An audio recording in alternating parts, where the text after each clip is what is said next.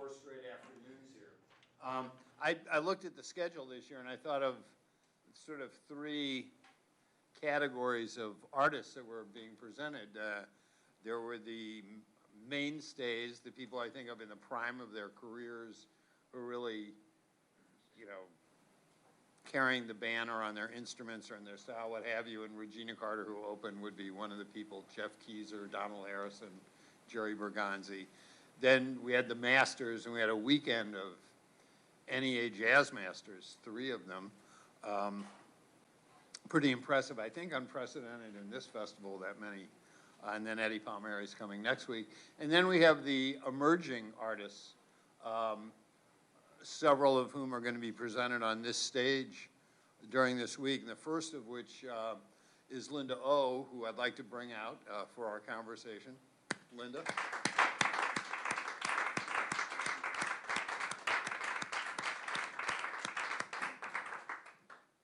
And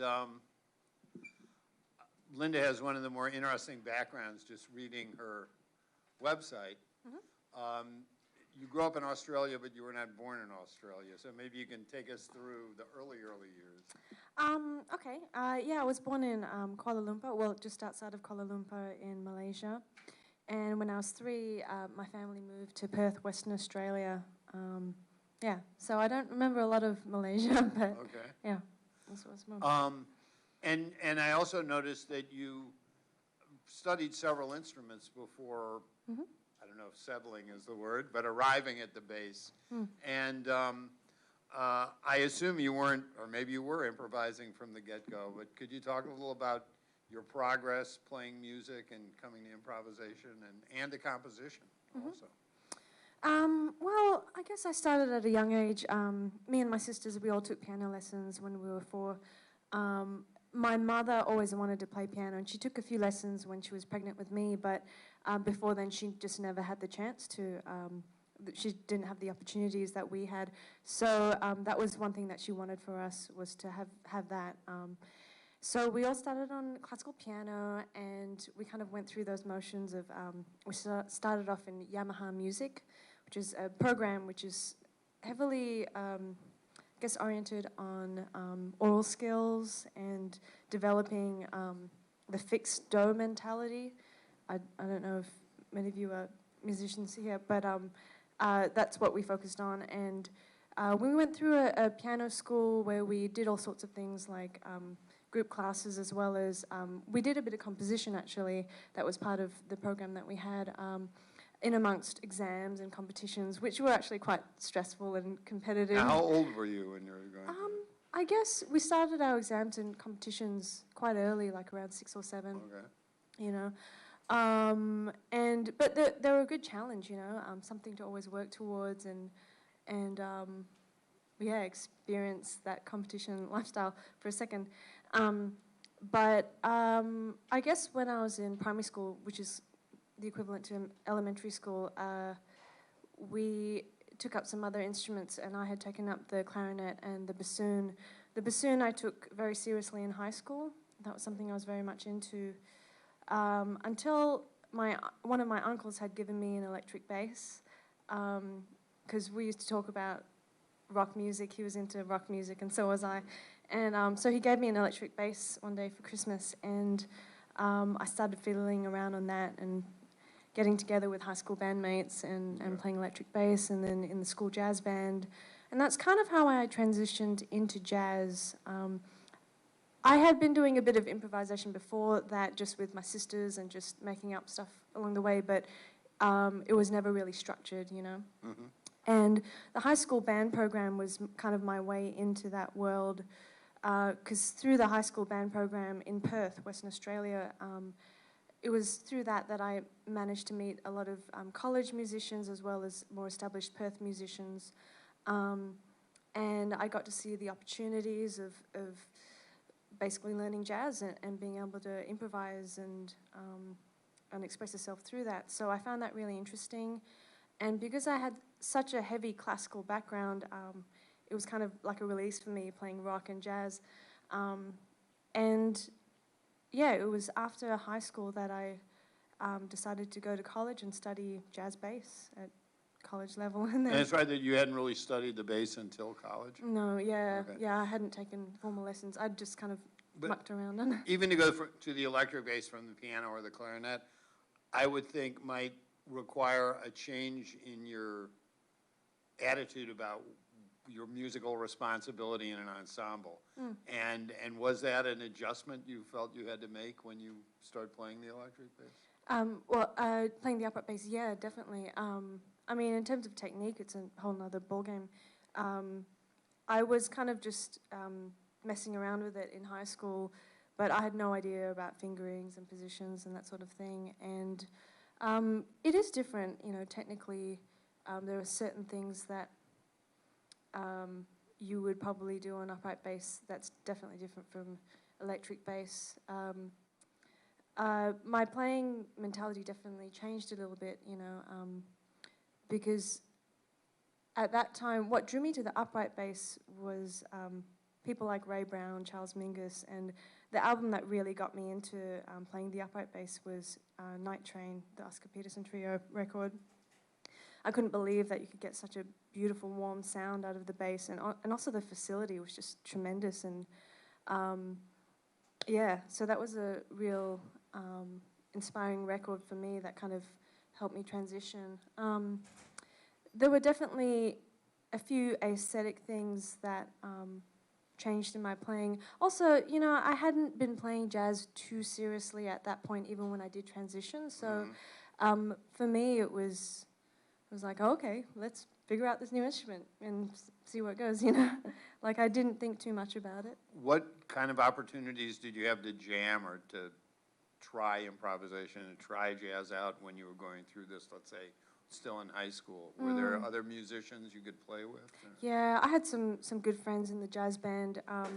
It's funny because our high school instruments that we kind of specialized in weren't the instruments that we really wanted to play.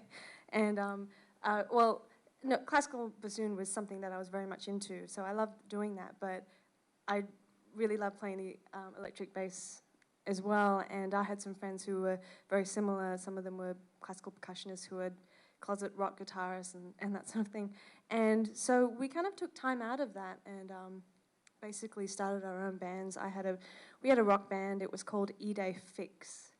And E-Day is, and we took that because I think it was an element in one of Bartok's pieces, the idea of the recurring theme, the E-Day Fix spelt. So it's in French, I-D-E-E, with an accent, and then F-I-X-E. And we thought we'd be so clever, and we'd spell it E, like E, and then day as in D-A-Y, and F-I-X.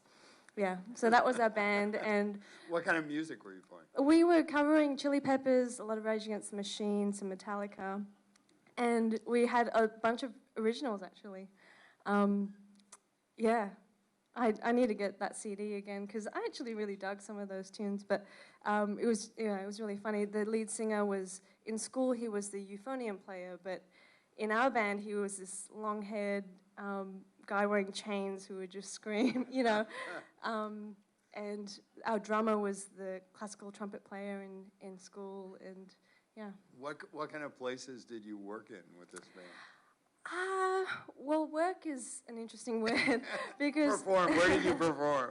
We did a performance once at high school, which I still can't even remember the outcome of it. I was just thrilled to be playing in front of people, like, in this band. And we recorded a CD for, like, a band competition, but that never went anywhere. But, yeah, it was just interesting. It was really fun to get together with like-minded musicians and people, you know, because we were all just kind of various misfits of whatever we came from, you know. Yeah. Now, when you went to college, you had not studied the upright bass yet. So did you audition as a bassoon player, or? I auditioned on electric bass, actually. Okay. Yeah, and at that time I wasn't sure if I think I kind of wanted to just play like Jaco Pastorius and just do that, you know. But jump off your amplifier. Yeah, that sort of thing.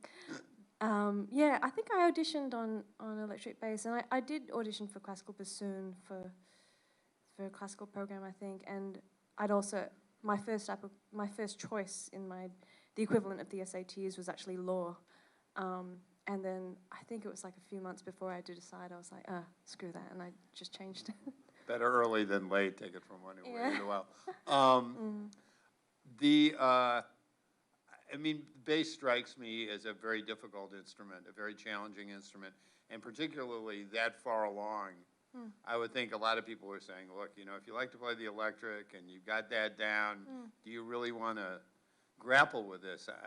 But apparently you took to it.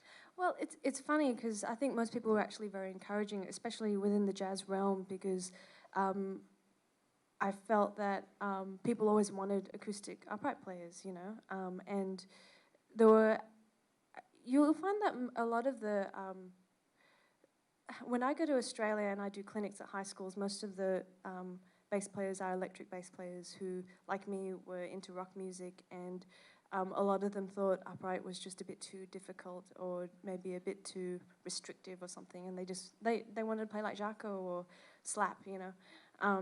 And I think people were actually encouraging me to take up upright, and yeah, and that was a great thing. Yeah, it really wasn't much of an issue. When young bass players of either instrument ask you advice, do you suggest that they become comfortable with both, just from a practical work, again, to introduce a strange word, perspective? Well, I think it depends. Like, it depends what kind of music you want to play, what kind of direction you want to go in. And if you're adamant, and if you're sure that there's a direction you want to go in that doesn't require playing both, then go for it. If you can work hard and believe you can do it, and I would say go for it. But if you want to play jazz, if you want to swing, and you want to play in jam sessions, and I don't know, if there's certain people you want to play with, then aesthetically upright would be a good idea. Okay. You know? But, I mean, as the leader of a band and a composer, you still seem to find that you can express yourself on either instrument. I try. I think these days I play definitely more upright than I do electric, especially in most band contexts.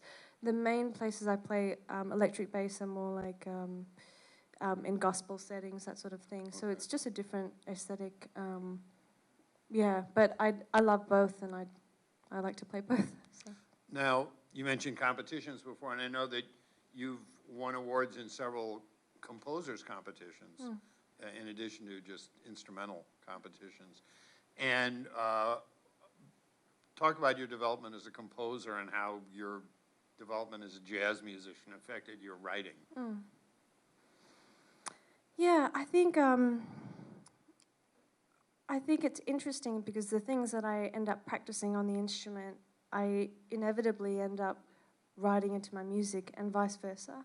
Like, there was a time when I had to finish, well, I wanted to write some new music for a group that I was working on, that I'm still working on. It's a string project with a string quartet it's a double quartet, so piano, bass, sax, drums, and then a string quartet. And there's like I always talk to fellow musicians about how tough it is to balance your time, because the times that you work so hard on composing, you spend so much time doing that you go back to your instrument and you're like, oh, this feels a bit funny, you know, and vice versa. You know, you'll spend a lot of time playing and touring, and then you realize that, wow, when's the last time I wrote a new tune, or, you know, that sort of thing. And I got to the point the other day when I was doing a lot of arranging. I was actually in Japan, and I was trying to finish some of these tunes, and I was taking advantage of the time that, because we were traveling so much, we were on so many trains that, you know, you can't really practice on a train or anything. So I was riding a lot on these trains, and it definitely changed the way I played on those gigs, because I did think a bit more in terms of thematic development or pacing. I think they both inform each other, but I like to borrow techniques from the practical aspect into my composing aspect, and vice versa, you know. I mean, improvisation is just basically composing on the spot. It's the same thing, but it's just about the time it takes to process, you know. I know your last album, Sun Pictures, was basically music that you were inspired to write over the course of touring, if I'm not mistaken. Do you find you need these real-life episodes to inspire compositions, or can you take a more abstract approach to writing? Real-life episodes as in... Well, but there's one about a movie theater, yeah. and one about being in an airport, stuck in an airport, I think. Yeah. So, you know, life experience versus just sitting down and writing Opus 5 or something like that. Yeah, I don't really, if something does inspire me, it doesn't have to be a thing that happens and it's like, I'm going to write a tune about it. There are times where I just choose to do things that I think will be interesting, or if I just hear something. The last thing that I finished was some string music, and I wanted to arrange a Charlie Parker tune, but I wanted it to be different, and I wanted a challenge. So my challenge was for each instrument to play the melody. So Opera Vive's like Opera Vive? Yeah. Okay. So in the course of the whole tune, each instrument, besides the piano and the sax, play the melody essentially, but in different rhythms and in different keys. So the bass line ended up being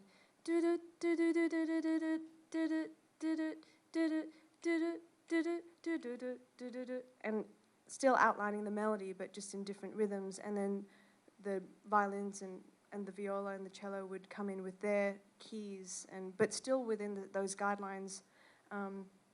So sometimes I just set myself like little games. There's more detail about that on one of my blogs on my website if you want to check it out. But yeah, sometimes I like having those games just to challenge myself.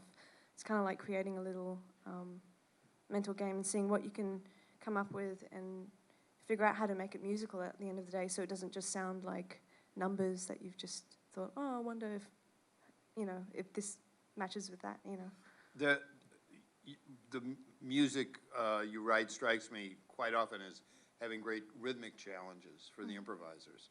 And I wonder if rhythm is a starting point for you when you compose some of these pieces, or how it fits in. Because there are a lot of really tricky forms rhythmically in what you write. It can be. Sometimes I don't really think much about it. Some of my pieces have started with like a rhythm that I want to build upon, and then I try and figure out rhythm and then how the bass line is going to fit in with that, and then the melody comes after. Or some of the new tunes we'll be playing tonight, there's one that I just sang a long melody, a long diatonic melody into my phone and just elaborated from that and tried to rehum everything underneath. And you'll hear it tonight. It's a piece that starts with a unison melody, and gradually throughout the piece, more elements are added, so that the unison melody that sounds very diatonic, actually there are other things that come underneath it that change the key and just make it like a constant build towards the end. Sometimes I have those concepts in mind. I was really impressed with your two albums on Greenleaf. But sonically, they're very different, because one uses a variety of keyboards and one uses guitar, which is the group you have. And I wonder if it's a matter of the musicians you happen to be playing with at the moment, or a sound you hear that leads you to find the musicians to fulfill that sound notion. Yeah, well, definitely with the last album, I was writing specifically for guitar, and I had written these pieces for the members that were on the album, Ted Poor, Ben Wendell, and James Marlowe, who's a guitarist from Adelaide, Australia. And I kind of had them in mind when I was writing a lot of these. Some of them I had written earlier. Sometimes I do have a sound in mind, and it really helps when you know who you're writing for. But then, at the end of the day, people get busy, and you can't always use the same musician. So then you just have to think about, okay, who do you want to interpret this music? And it's a beautiful thing that it's not going to be the same way that it was when you recorded it or when you wrote it for a specific person. And if there are things that can only be played by that one person that you wrote it for, then write something new, you know. Let me take a step back. We left you in college. You're still in Australia, I assume. When did you come to the U.S. and what was the motivation? And was it for study, to play with a certain person? Yeah, the first time I came, I was 19, and I had won this this thing. It was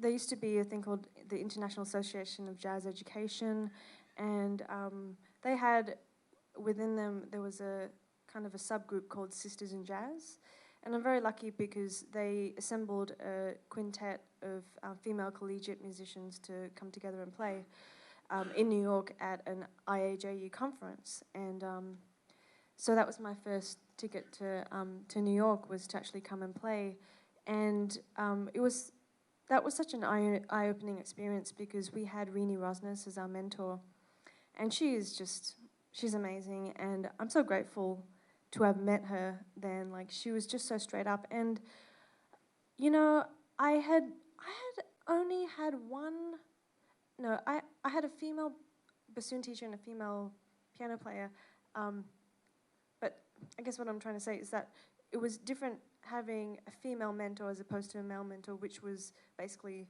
everyone that we had in Perth.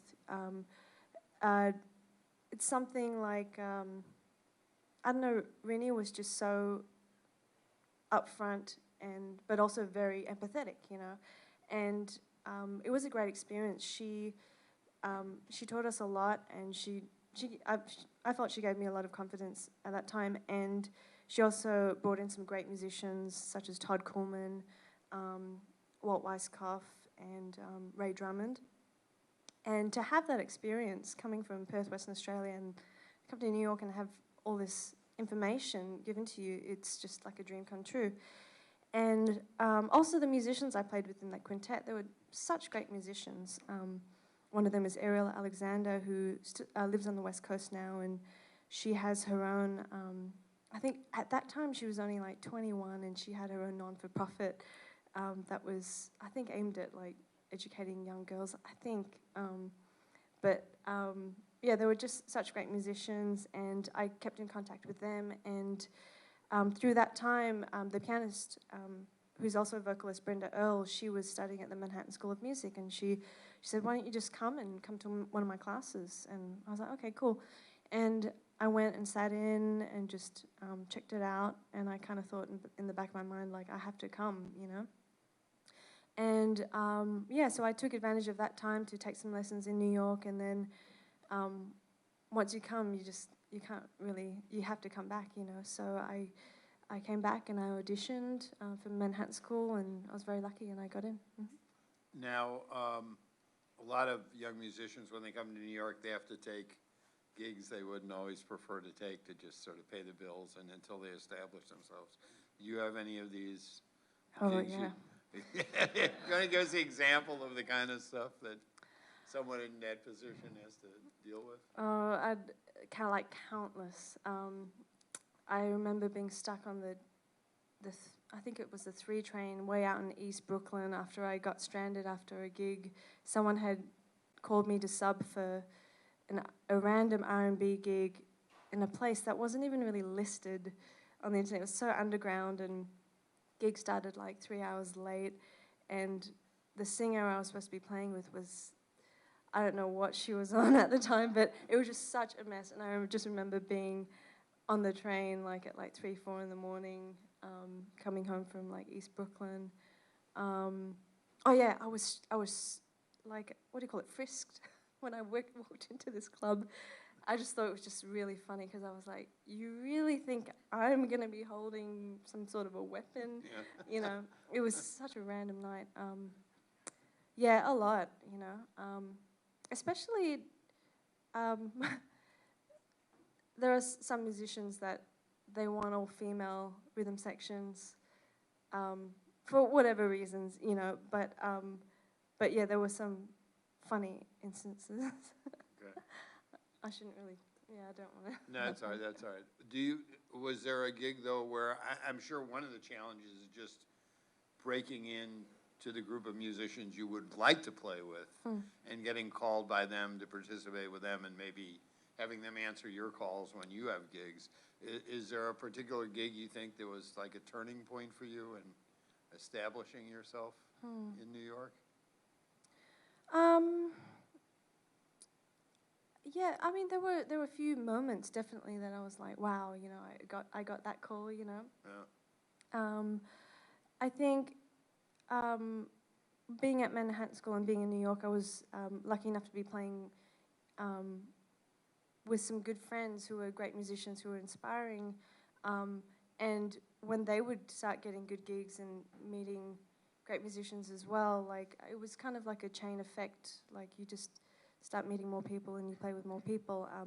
Definitely getting called to play with Kenny Barron was one of those moments. I was like, are you freaking kidding me? You know. I went to the Banff workshop in 2007, and after that, Dave Douglas had asked me to do a recording with Ravi Coltrane and Vijay Iyer and Marcus Gilmore, and that was like, oh, okay. All right. Yeah, okay. So there were definitely a few points, and yeah. Mm-hmm. Well, I know you've been working with Dave Douglas's quintet and also with the Sound Prince band that Dave and Joe Lovano have.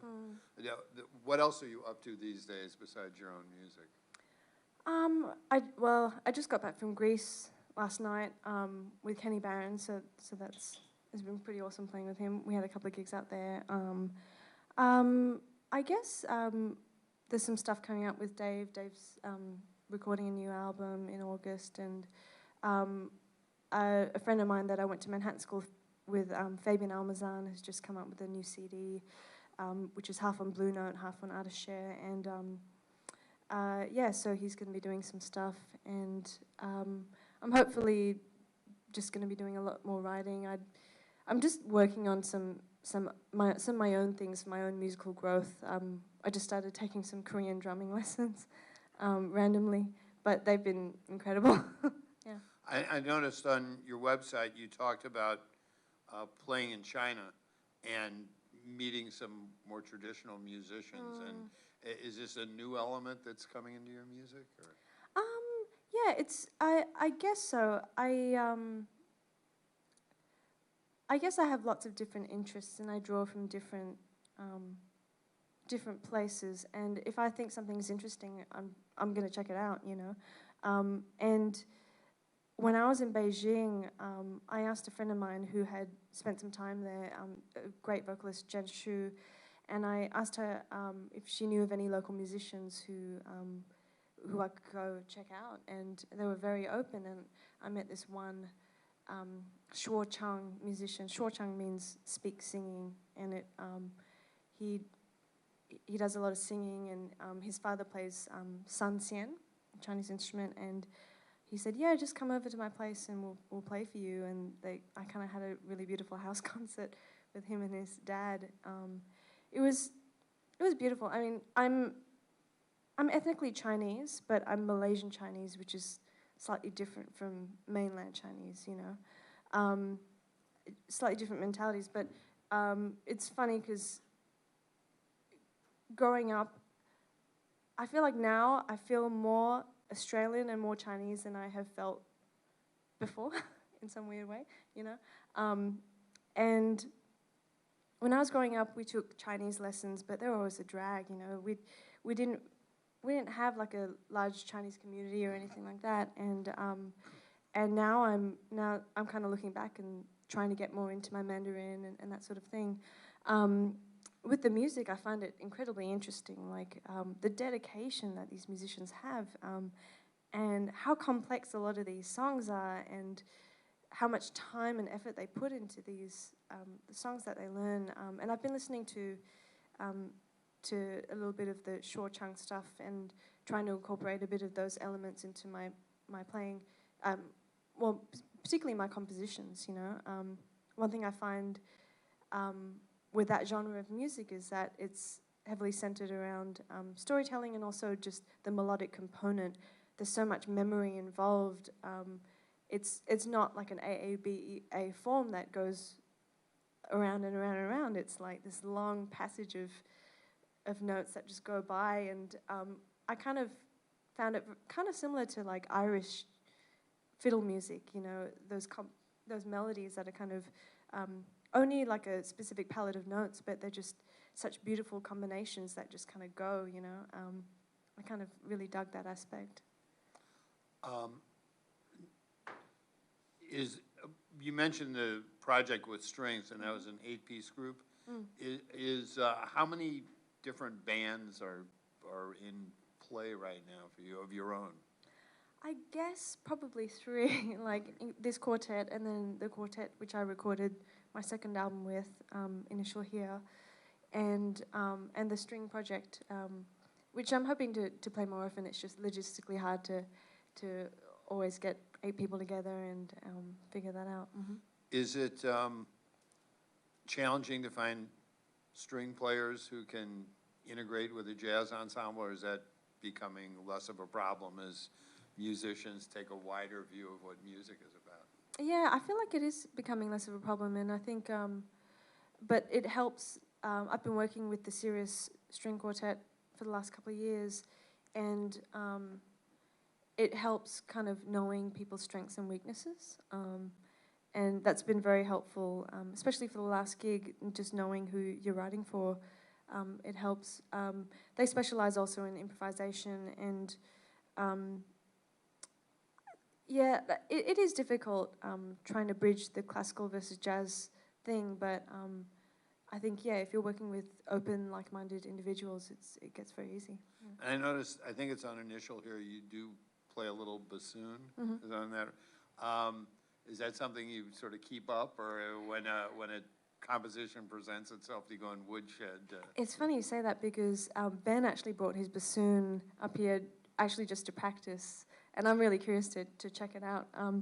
But, you know, I haven't played it in a long time, and the main, I found it very useful when I was doing film scoring, because just to have that other element of an acoustic instrument and not always like MIDI sounds. And yeah, I kind of used it for that, you know, in the last few years, but yeah, it's been a while. Okay, so we're not going to hear you play. No. Okay.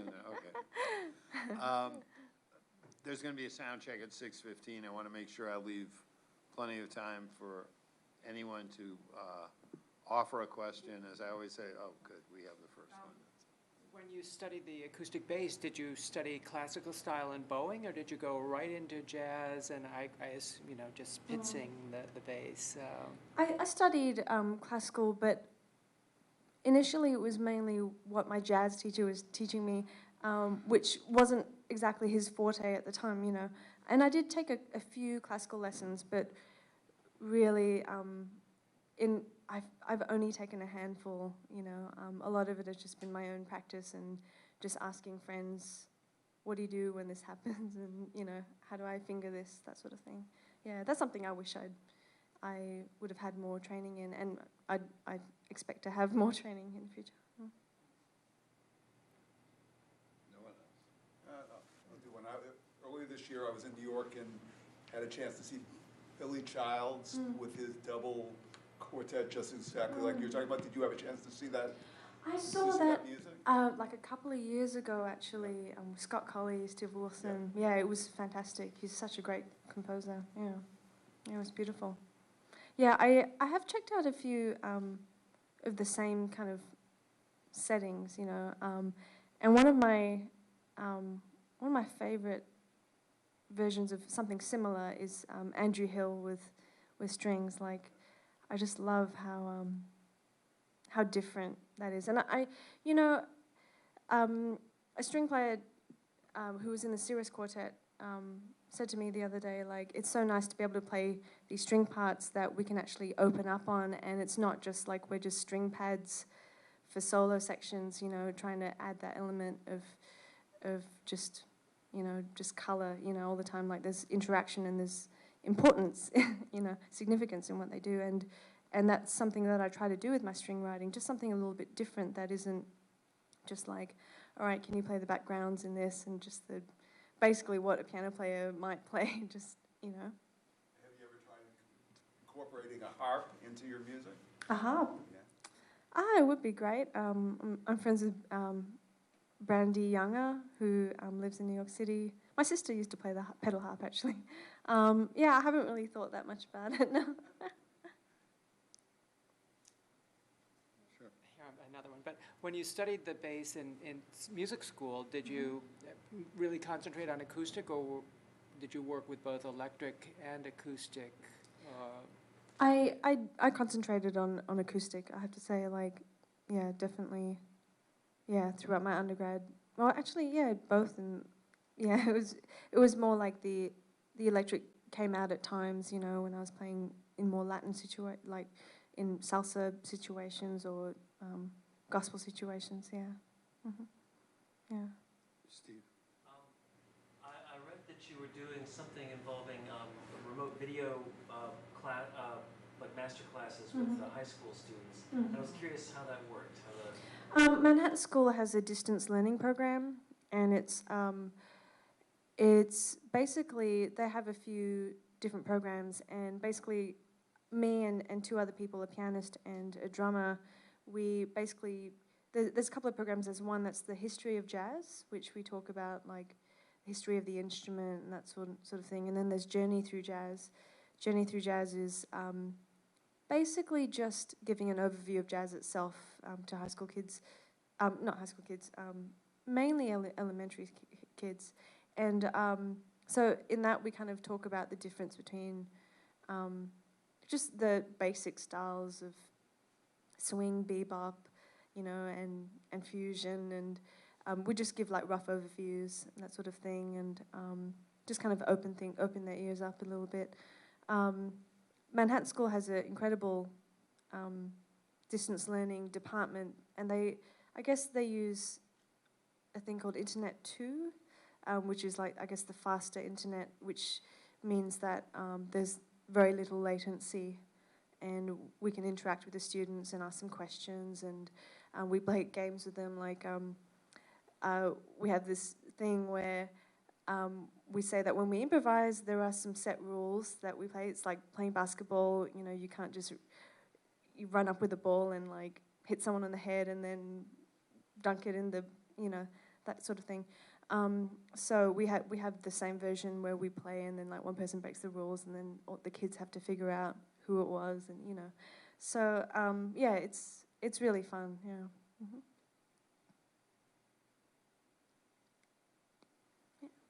You said you didn't really have that much formal training in the beginning. How did you develop such good posture and hand position, and like without doing some Andale Method or you know, something along those lines? I did do some Andale Method. I didn't have a lot of instruction. It was just kind of like I kind of just tried to figure it out, and I did have a few great lessons with you know, a lot of jazz players can play classical, but it's definitely not their specialty, you know.